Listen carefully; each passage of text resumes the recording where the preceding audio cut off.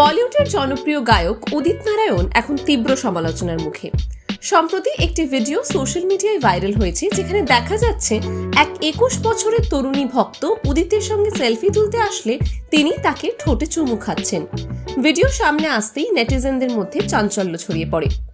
এই ঘটনায় বিতর্ক বাড়তেই উদিত নারায়ণ নিজের পক্ষ নিয়ে বলেছেন তিনি নির্দোষ। কিন্তু এই ঘটনার পর তার পুরনো বেশ কিছু ভিডিও সামনে এসেছে, যেখানে দেখা যাচ্ছে তিনি শ্রেয়া ঘোষাল ও অলকা ইয়াগনিককে চুমু খাচ্ছেন।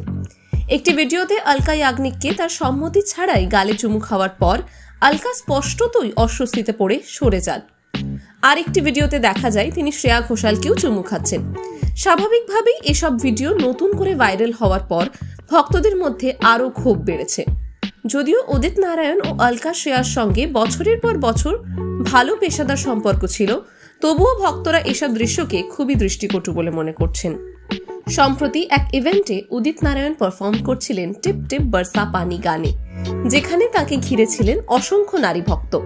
এক ভক্ত যখন তার গালে চুমু খান, উদিত তাকে ঠোঁটে চুমু দিয়ে প্রতিক্রিয়া জানান। এই ভিডিও ভাইরাল হতেই নেট দুনিয়ায় সমালোচনার ঝড় উঠেছে।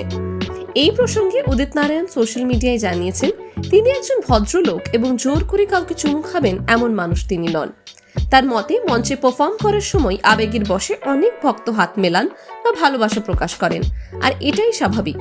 তার কথাই এই মুহূর্তগুলোকে অতিরিক্ত গুরুত্ব না দিয়ে আমার ভক্তদের প্রতি ভালোবাসাটাই দেখা উচিত।